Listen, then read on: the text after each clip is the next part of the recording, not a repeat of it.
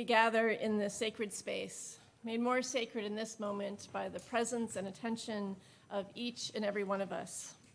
Last week, we welcomed people by live stream from local cities, no international visitors, but we are pleased to welcome folks from Rhode Island and Connecticut and East Harlem in New York City. To our live streaming friends, regardless of where you may be logging on from, we are glad that you are here. In a spirit of welcome, those who are gathered here in the sanctuary, I invite you to turn towards the camera near the Welcoming Congregation banner and offer your welcome to our folks who are live streaming at home. And now those who are here in the sanctuary, let's turn and greet one another.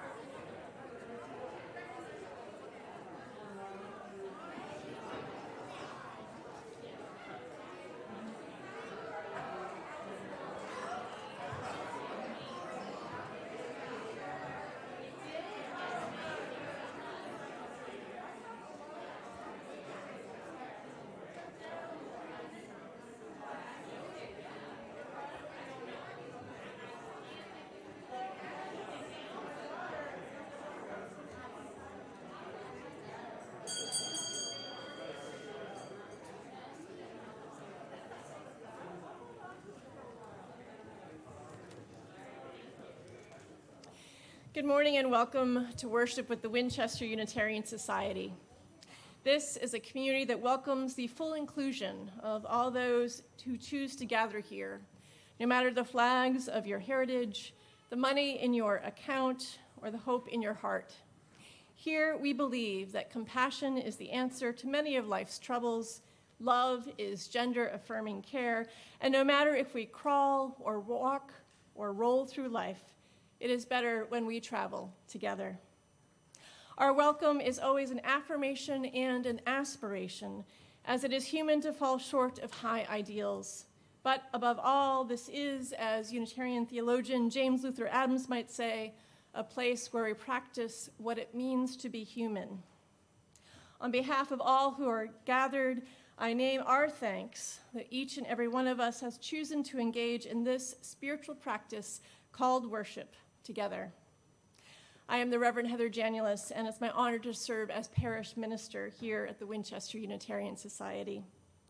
After worship, all are invited downstairs to Metcalf Hall for the return of the annual chili cook-off. Woo! This is also a fundraiser for our youth group's service trip. If chili is not your thing, our cook-off also includes mac and cheese. There'll be something for every taste and dietary need, so please come and please come hungry.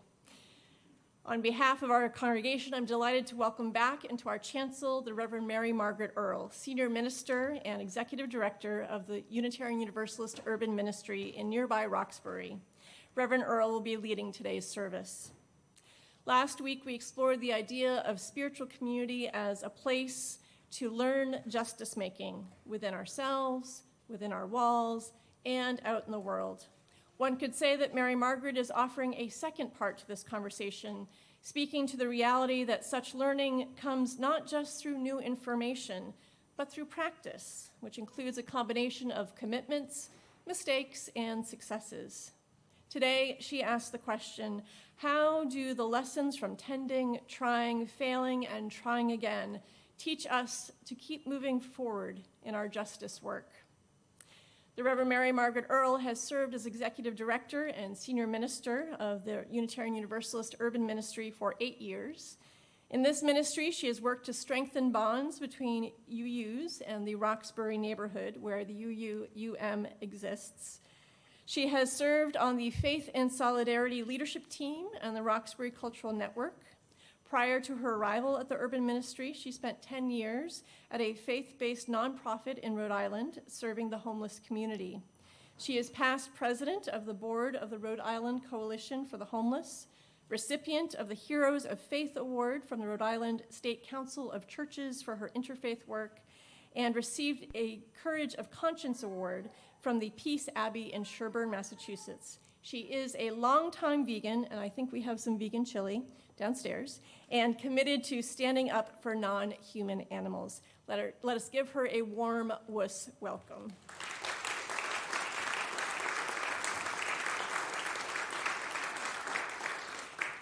And let us open our hearts and minds to the spirit of worship with her words.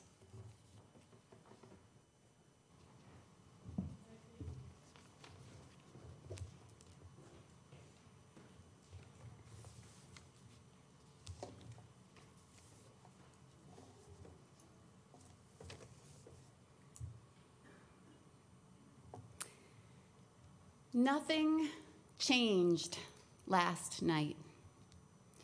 The dark fell and the moon rose, its light casting across the water. Every struggle still waited. Nothing changed last night. We exhaled and slept, maybe fitfully.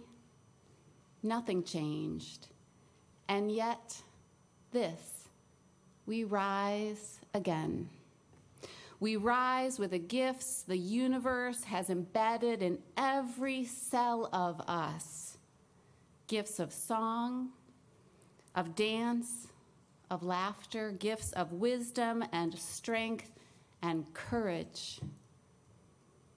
Nothing changed last night, but a new day gives itself to our hearts, to our will, to this community. A day ready for us, needing us, welcoming us. Come, let us worship and begin again.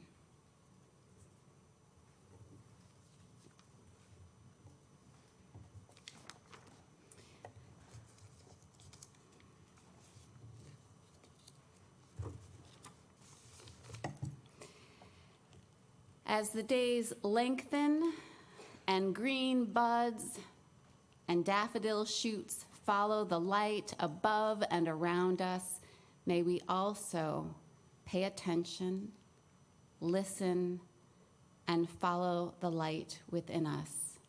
I thank the Urban Ministry Delegate, Patty Cameron, for lighting our chalice this morning. Please rise in body or in spirit to join in singing our first hymn, Seed of Hope. This is an original hymn composed by Director of Music John Kramer. It is printed in your order of service, and for folks at home, it will appear on your screen.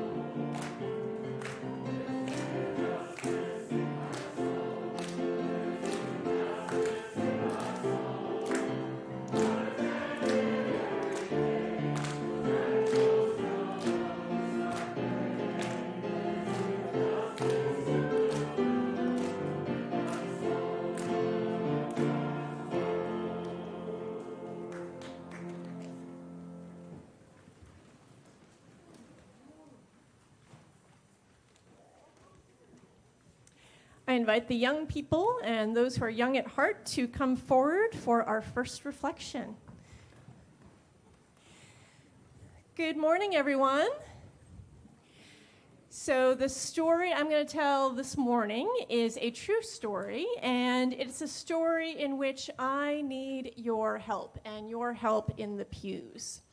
So I wasn't here at church last year at this time. I was on sabbatical, and sabbatical is something when someone in a church or a university, they leave for a while, and they leave to do some different work, and they leave to rest. I think we all could benefit from a little bit more rest. Let's take a deep breath together. That feels so good. So it was good to get that rest, but I missed all of you. And when I came back, I had a sense that you missed me too, because the community gave me a special gift. They gave me a peace lily, and Brenna's going to show you what the peace lily looked like, and let's put it on the screen and show it to the folks at home. And they gave me this peace lily as a way of saying, we see that you are in a place of peace from all that rest, and we hope the peace stays with you. Well, I was very touched by that, and I wanted to keep this peace lily happy and healthy, but there's one problem. I'm not so great at taking care of plants. So if someone gave you a special plant, what might you do to keep it healthy? Yes. Ask my mom. Excellent, yes. Water the plant, yes.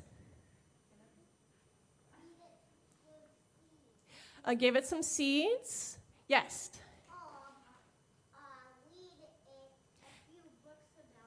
Read a few books about it. And Zara?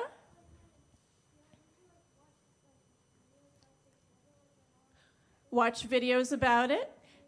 And Max will give the last suggestion. Yes, Max.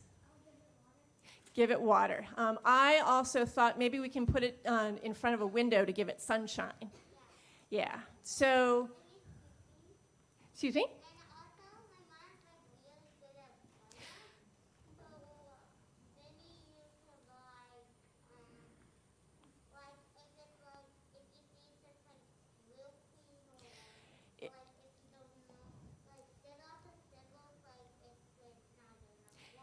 Yeah, if the plant's wilting, it's not a good sign. That is an excellent cue for Brenna to bring forward the plant in question, which there's good news and bad news about the plant. Can we put a photo of this plant up on the screen so people can see it better and see it at home? So the good news is that it's still alive, and most of it's green, but it has streaks of black in the leaves. And in general, like, black leaves is not a good sign. It is growing some new flowers. That's a good sign. But in general, it does not look the same. It's not as healthy. So maybe it needs some fertilizer. But I think you're onto something, because I'm now realizing that I did all the right things. I've given it water. I have put it by the window. I looked up some things on YouTube, and they say that peace lilies will turn black if they get too much water or too little water. So what are we going to do? So I think, maybe talking to your mom who's good at plants, that's an excellent idea. Maybe reading some books, watching more videos. Let's listen and see what the plant can tell us. Even listening doesn't give us a lot of information. But at the very least, I think I need to pay better attention to my plant, because I don't want just my plant to survive. I want it to thrive. I want us to be partners. So there's one more thing that you all can do. We talked about water, we talked about light, we talked about fertilizer, we talked about getting help, we talked about doing research, but we haven't talked about prayer. So what if you and everyone in the pews had a prayer for my plant? And the best way to do this is if at the count of 3, we all shouted, "Keep peace alive." Ready? 1, 2, 3. Keep peace alive. Thank you. And so I invite our folks in the pews to sing the children to their RE classes.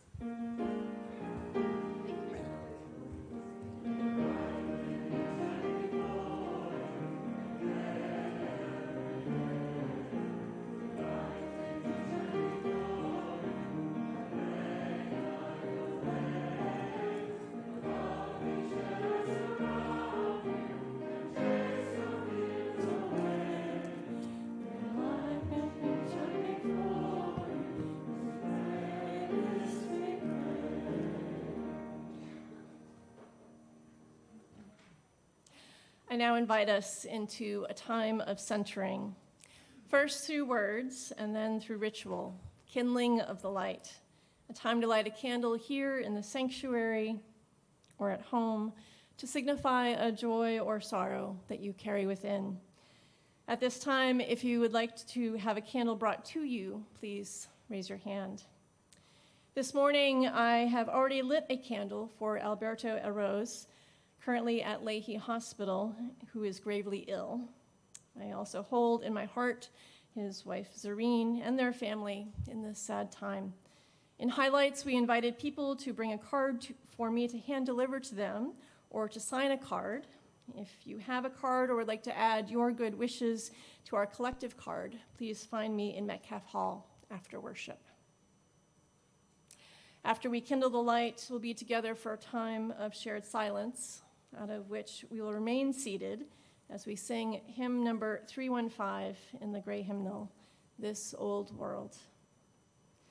Let us begin with a meditation led by Mary Margaret.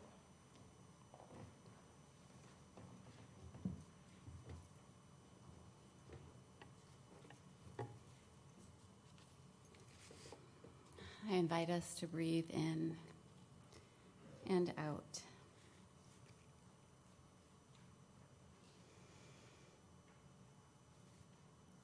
Creative Spirit, at work in every nook and cranny of our earth, and every nook and cranny of our hearts, we center in you now. In this in-between time when the ground is covered still in last season's leaves, not yet full blooming with next season's growth, we learn to wait, to be, to inhale, to exhale,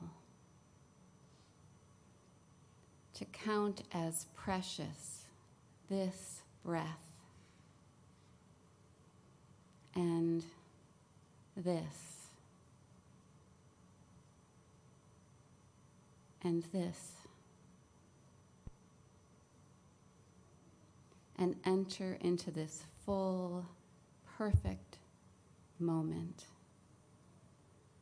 Let us now kindle this light.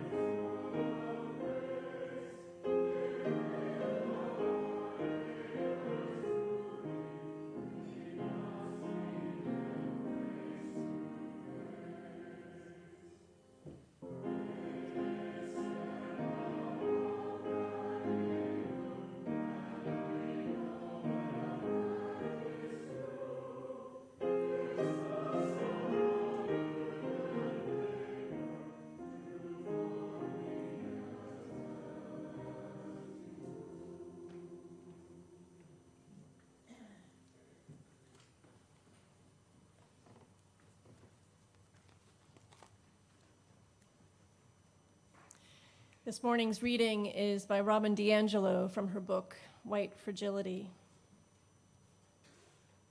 African-American scholar and filmmaker Omowale Akintunde says, racism is a systemic, societal, institutional, omnipresent, and epistemologically embedded phenomenon that pervades every vestige of our reality. For most whites, however, racism is like murder. The concept exists, but someone has to commit it in order for it to happen. This limited view of such a multi-layered syndrome cultivates the sinister nature of racism and, in fact, perpetuates racist phenomena rather than eradicates them. The good-bad frame is a false dichotomy. All people hold prejudices, especially across racial lines in a society deeply divided by race. I can be told that everyone is equal by my parents. I can have friends of color, and I may not tell racist jokes. Yet I'm still affected by the forces of racism as a member of society in which racism is the bedrock. I will still be seen as white, treated as white, and experience life as a white person. My identity, personality, interests, and investments will develop from a white perspective. I will have a white worldview and a white frame of reference. In a society in which race clearly matters, our race profoundly shapes us. If we want to challenge this construct, we must make an honest accounting of how it is manifest in our own lives and in the society around us.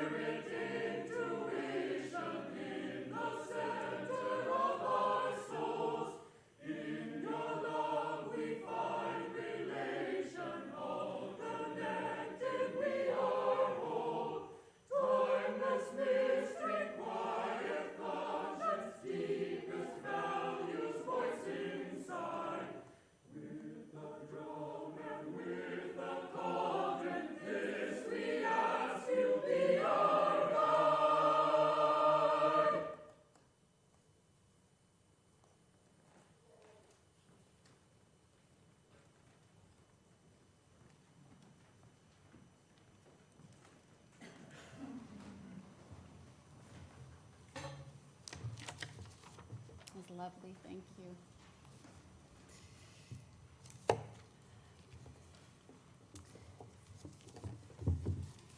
So, good morning again. Good morning. It is lovely to be back in Winchester today. A big thank you to my good colleague, the Reverend Heather, for inviting me back and for all her patient coordination for today's service. And thank you to John Kramer for bringing the service more fully to life with music. This, I think, is my first visit here, certainly since the pandemic began, but even it seems like it's been a little while, so it's good to be able to be here in person to update you on the work of the urban ministry, and also to thank you for all the ways you have supported us. Winchester has, amazingly, more than 20 people who've been supporters for more than 10 years, and there are 6 folks who've been giving to us for more than 25 years, which is amazing, so thank you for this faithfulness. And Winchester is a congregation that also supports us each year with a grant for which we are very grateful, so thank you. I want to lift up a few of those who've been good friends of the urban ministry: Maggie and the late John Russell, Vicki and Peter Coccoluto, the Dacys, Kate Ebbett, the Ericksons, Roy and Leora Cummings, Sarah Delano and Bill Zink, the Fonseca Whirlers, and Kathy Richardson. I especially want to, this morning, lift up folks who, in our urban ministry universe, have been faithful, bright lights in their service and support, and that is Peter and Vicki Coccoluto, both of whom have served on the board at different times of the urban ministry and show up all the time when we ask things of them and raise their hand, and they're just these quiet, sustaining champions. So I especially just really want to thank you, the Coccolutos, for all that you do for the urban ministry.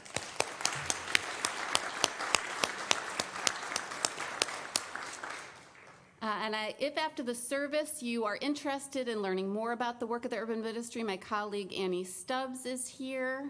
I don't know if Vinny is here, but I also will lift up that the delegates to the urban ministry from Winchester are Reverend Heather, Patty Cameron, and Gordy McIntosh. So you can also ask questions of them if you're interested. So this season, with its still cold mornings and its gray skies, is the time that our gardens sleep. But it's also the time when our dreams of the garden have begun again. The seed catalogs have arrived, and we've sort of shaken off the fatigue that we felt at the end of the last garden season when we were dealing with that heat last summer, and we were still pulling weeds and grappling with fading plants. Now we begin to again imagine the possibilities. What might we plant this spring? We might sketch out the rows in our vegetable gardens, imagine the perennial and annual flowers we'll plant. Are there any gardeners here? See the hands slowly raising. So I have been a gardener since I was 11, and I went in my backyard and I turned over some dirt and I planted carrots too closely, never thinned, that emerge as these kind of gargantuan bulbs with multiple spindly carrot legs. And I've continued over many years to dig in the soil, plant seeds, grow vegetables, always a somewhat impatient and impulsive gardener. Are there any impatient and impulsive gardeners? Yes, I feel you. So last winter, I decided to slow down and deepen my gardening practice, and I enrolled in a master gardening certification program. And I'd be lying if I said I wasn't secretly drawn to the idea of becoming a master gardener, an expert holding impressive knowledge beyond that of ordinary gardeners. Instead, it was like this. It was like having this door opened, not to mastery, but to the vastness of all that I don't know. And what I earned my certification in was a certification of knowing all that I don't know, that I formerly didn't know that I didn't know, and that in fact, I will never fully know.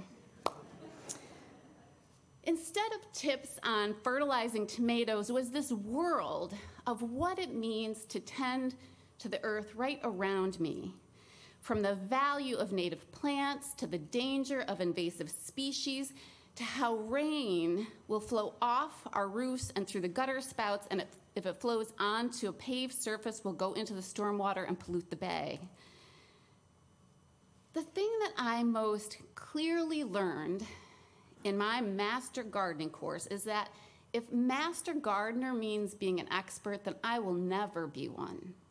I will always be learning and failing and trying again. And that is just what it feels like in my work at the urban ministry. That is just what it feels like to begin the work of racial justice, to begin a journey that shows me far more than I ever imagined, that I will never be an expert in, and that is more essential than I once understood.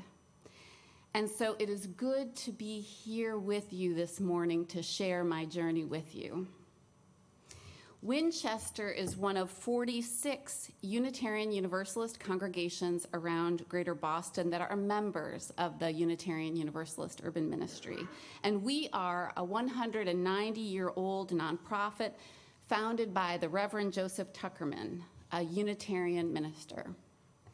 Reverend Tuckerman was committed to listening to those who were oppressed and to educating privileged Bostonians about poverty and the injustice that created that poverty. He became known as a father of modern social work. He merged the justice work of several Unitarian congregations, and the urban ministry's member congregations have been central to its work since. Over time, we've done many things. We've built elder housing, created an Asian-appropriate food pantry, had a free legal clinic. In 1976, one of the urban ministry's member congregations, First Church in Roxbury, folded. The church had been founded in Roxbury in the 1600s by the Puritans, and the congregation had worshiped there through the centuries. Roxbury in time became an affluent white Boston suburb. But by the 1970s, the urban and suburban landscapes were changing, and Roxbury had become the heart of Boston's African American community. Throughout the decades in Boston, government-sanctioned covenant restrictions, redlining, and racist FHA and HUD policies had sparked an exodus of white people from city to suburbs, while African Americans could only find housing in neighborhoods like Roxbury, where the housing stock was older, where banks refused home improvement loans, and where the government had disinvested. In that context, the congregation of First Church Roxbury dwindled. So First Church Roxbury's last members decided to close, and they bequeathed their property and historic buildings, Boston's oldest surviving wood frame church building and a nearby parish hall on an abundant green space overlooking the Boston skyline, to us. And that's where I arrived 8 years ago. Our programs were domestic violence shelter, youth programming, and weekend activities for young children. But beneath that array of programs pulsed something else. It was the work of confronting racism in Greater Boston. Our location cried out for it. That wasn't what I signed up for, though. On my first week at work, the killers of Michael Brown were not indicted.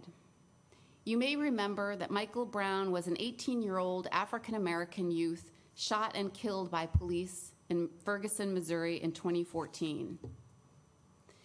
That week, the staff of the urban ministry asked me to make a public statement on the death of Michael Brown and on the fact that the officers who killed him were not held accountable. I sat in my office that evening, nervous. I lit a candle, I breathed, That was my moment of vulnerability and uncertainty. I didn't want to make a statement because I was new and I didn't know what to think about the killing of Michael Brown, and I didn't know how to talk about racism, and that wasn't the work that I had come to do. I had come to run programs to help people. That's what I came to do. But what I was called to do was a whole other matter. The urban ministry was given an extraordinary gift of location, one that we are called to live into. We are grounded in this amazing community of Roxbury. Its story tells the national story of racism, urban renewal, and segregation. And it also tells the story of resilience, Black community organizing and resistance, and cultural richness. And we are encircled by communities and neighborhoods also shaped by racism in reverse, shaped by policies that have given benefit to people who are white, policies that have kept these neighborhoods white by design, and that have UU congregations in the center of them, congregations who are called to dismantle racism and have the power to make change. This is an extraordinary opportunity for our faith to do the work of dismantling racism and real justice. Over time, this work at the intersection of communities has cured me of my reluctance to deal with race. I learn daily about the history of racism and how racism is foundational in this country, and that it shows up in every single system. It is the root cause of enormous suffering, from the racial wealth gap to health disparities to the heart of the prison industrial complex, to the reason why our communities are so segregated. Here are a few of the measures of the impact of racism from the Brookings Institute. 1 in 3 Black men born in 2001 will spend time in prison in their lifetime. According to the Prison Policy Initiative, the juvenile justice system confines Black youth at 4 times the rate of white youth. 1 in 3 Black families have 0 or negative wealth. Many of us by now have heard the statistics from the Federal Reserve that show that in Boston, white Bostonians have a net worth, which is your net assets minus your debts, of $247,000, while Black Bostonians have a net worth of just $8. In the United States, 1 in 3 Black children live in poverty, 3 times as likely to do so as white children. 1 in 7 children who are Black suffer from asthma, and according to the Asthma and Allergy Foundation of America, Black Americans are 3 times as likely to die as asthma, one example of a health indicator. The average lifespan in Roxbury is 30 years less than it is 1 mile away in Whiteback Bay. Meanwhile, white people continue to hold most of the power, control, and resources. D'Angelo gives these examples from 2016-2017, which may have changed a little by now, but not by much. The 10 richest Americans are 100% white. U.S. Congress, 90% white. U.S. governors, 96% white. Top military advisors, 100% white. People who decide what TV shows we see, 93% white. People who decide what books we read, 90% white. People who decide what news is covered, 85% white.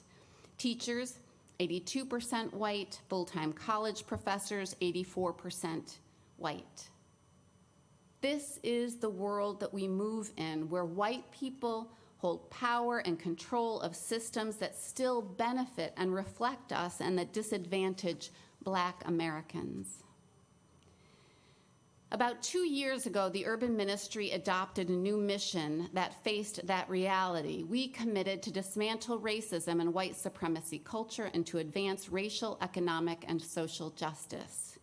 We know that we alone won't dismantle racism in Greater Boston, but we can use our strengths to make change in Greater Boston.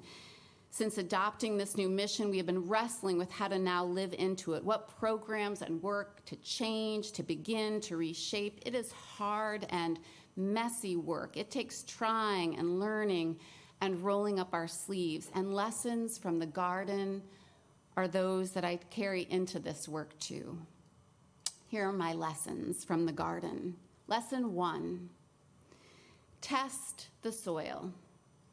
That is, what is in this soil? What is our history? What is beneath our feet? The urban ministry is committed to examining our history, the inherited history of the First Church Roxbury, and the history of the urban ministry.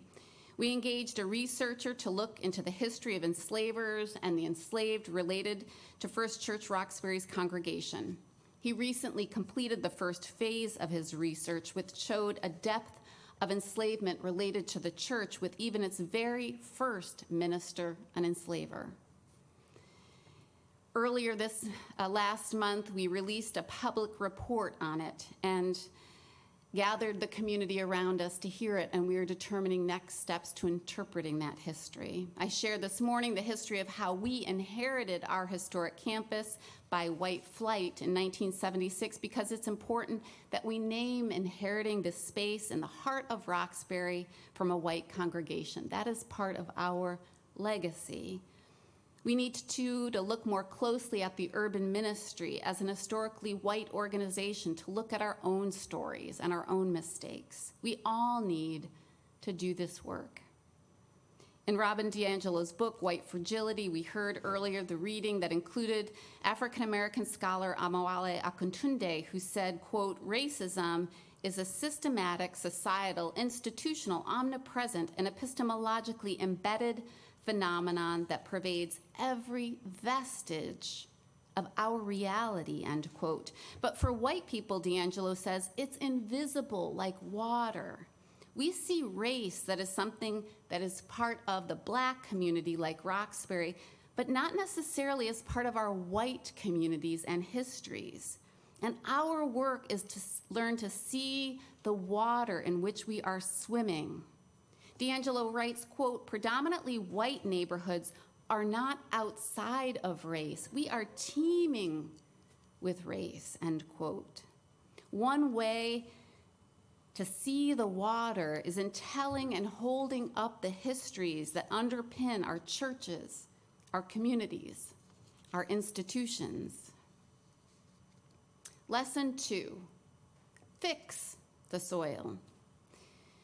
At the urban ministry, we are committed to change from within. After the murder of George Floyd, our organization made clear commitments. One was researching our history. Another is ensuring greater representation of people of color on our board. Our priority is cultivating more community members so our board looks like the communities that we partner with. UUs, many of whom are white, former program participants, mostly people of color, and Roxbury community members of color. Today, 6 of 15 board members are people of color, and when I come back to you next year, I hope I will be able to tell you that it's closer to half. We have diversified our staff leadership and are recruiting volunteers of color so that at every level there is shared power.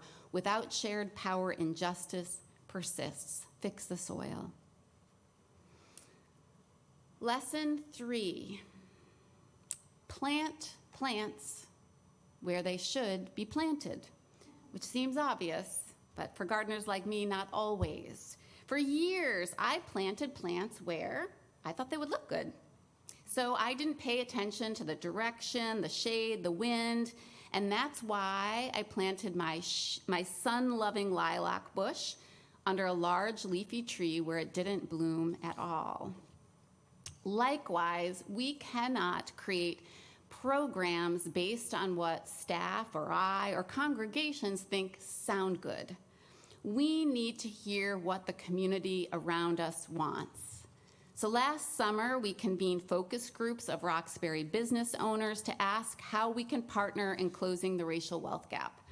That information is helping to shape a pilot project to match pro bono skills from member congregations like yours with Black-owned businesses seeking to grow. We've been meeting too with Roxbury nonprofits to see how they want to partner with member congregations. One example of a nonprofit that we are in conversation with is City Life Vita Urbana, which protects the rights of tenants in Black neighborhoods facing eviction through gentrification. So they have asked us to help with some administrative tasks like mailings. I think some of you may have come and helped with a mailing to let tenants know their rights, and we're continuing to plan next efforts. We need to listen and then listen some more. There are wonderful opportunities to plant the right programs when we do.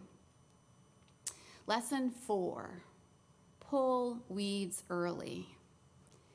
Over time, we have faced the legacy of well-intentioned but sometimes clumsy people who are white, like me, for example, seeking to do work in a Black community. I once met with a supporter of the urban ministry who said in passing how much he liked his neighborhood in the suburbs and said how it was so safe, and also then offhandedly said that it's all white. And I was taken aback. I wasn't sure what he was trying to say, and I was so surprised and taken aback that I was just silent. I didn't ask him what did he mean. It's a silence that I regret.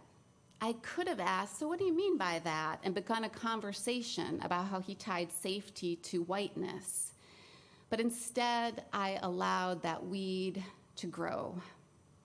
When I came to the urban ministry, staff of color shared stories like that with me. They echo still and are painful. We're committed to doing better. We've been building a more robust onboarding program for volunteers and staff, one that includes cultural competence training, an understanding of Roxbury's history, and the government-sanctioned reasons why our communities are so segregated.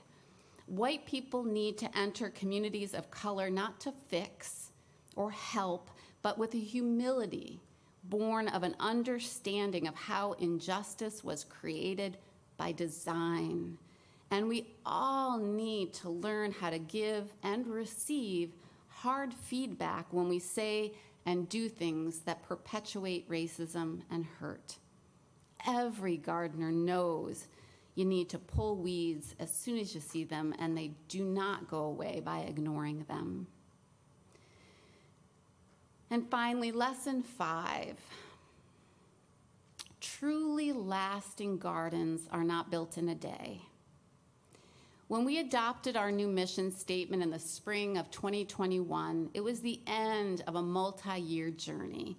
But this mission statement is the beginning of another long journey, and it will take more than my own lifetime to complete it. What matters is that we stay the course, learning, stumbling, trying, and committed. When George Floyd was killed, so many of us flooded the streets to protest. We must ensure this commitment isn't a fad or a trend that we tire of. Our eyes have been opened. May they remain so. Last summer, after I'd had my Master Gardener course, I again grew tomatoes, and I don't know if it was the heat and the drought of last summer, but most of my crop was ruined. It was discouraging. But that failure was an opportunity to learn more. I learned how to improve my soil for this season. In gardening, you need to take the long view. A beautiful garden isn't built in a season. It will take years to learn and do and redo, years of letting things fill in and blossom, of reading and sharing and trying, of beginning again. The only real mistake is giving up. So I'm here this morning to invite you to deepen your work with us, to learn with us, to support us. This spring, we're rolling out our new walking tours to share the stories of Roxbury. Come in for a tour. We'll pilot in the year ahead the program to partner with Roxbury businesses. Sign up with Annie and share your expertise. We are again airing our community conversations, coming up on the last one of this season In April, we'll highlight Carolyn Crockett talking about how to close the racial wealth gap. Just tune in from your own home. There are many ways to learn how to get involved. Last summer, my garden did not do all that I'd hoped. My potato crop was sparse, and you heard about my tomatoes, but I planted bushes of goldenrod for the pollinators that took, and salvia for the migrating hummingbirds. It remained deep purple late into autumn. I imagine what's possible as I persevere, and what's possible if we all do that. All keep trying and tending and never giving up. Amen, and may it be so.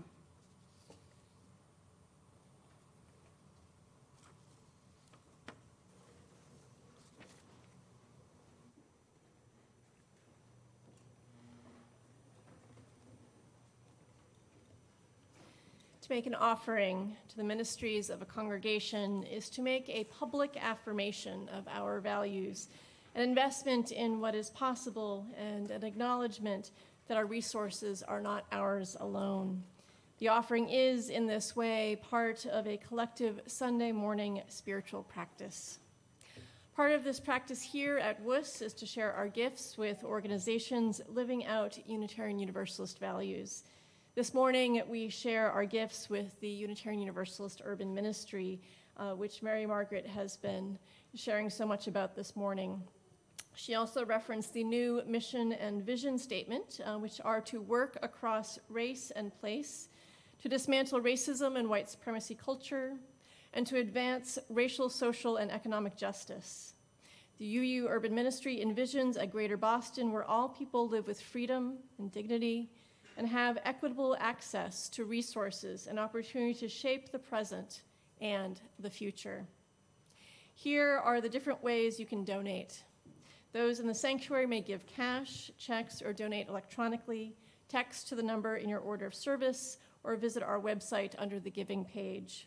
Please write or type the date of your offering in the memo line or comment field. If you're visiting for the first time, either in person or online, you are our guest. The most valuable thing you can offer at this moment is your contact information so we can stay connected beyond this Sunday. In-person attendees will find a physical visitor card in the pew racks in front of you. Please complete it and put it into the collection plate. Information about how to give online and how to complete the virtual visitor card will soon be projected on the screen, so our friends live streaming at home will have access to this information. And after this information is displayed, all of us will view some of the contributions to UU Lent from this past week. Today's UU Lent theme is transformation. We invite you to engage one another with the question, how are you serving as an agent of transformation? How do you seek to transform the world around you? The offering will now be generously given and gratefully received.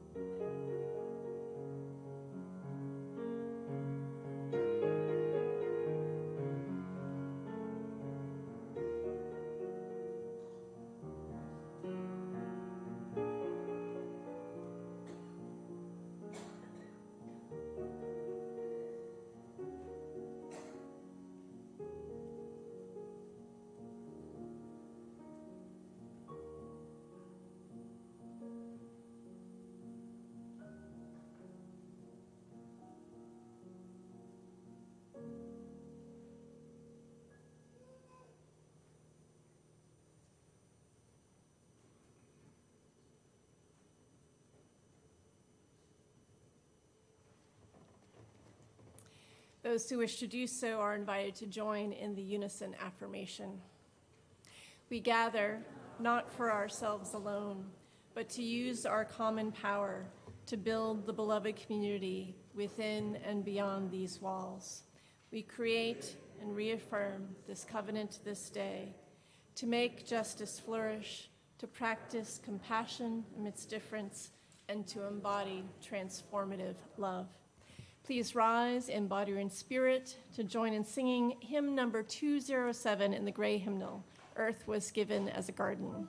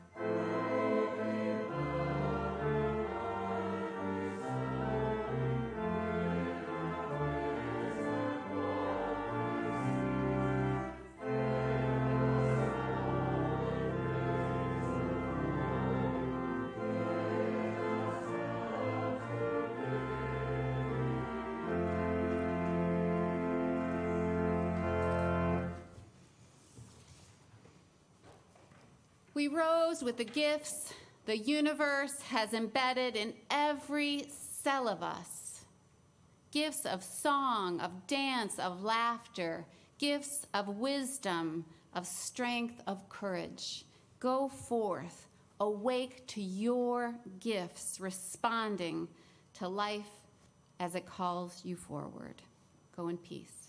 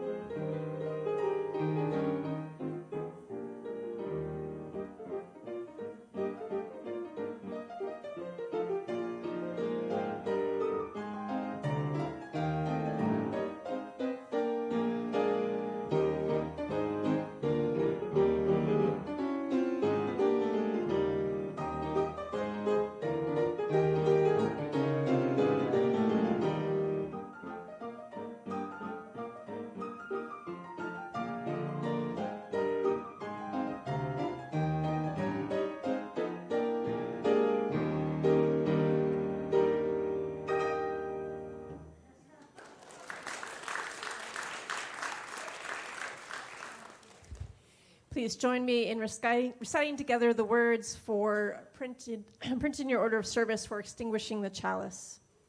We extinguish this flame, but not the light of truth, the warmth of community, or the fire of commitment. These we carry in our hearts until we are together again. This service has ended, but our life of service continues. I invite us to make our way downstairs to the annual chili cook-off.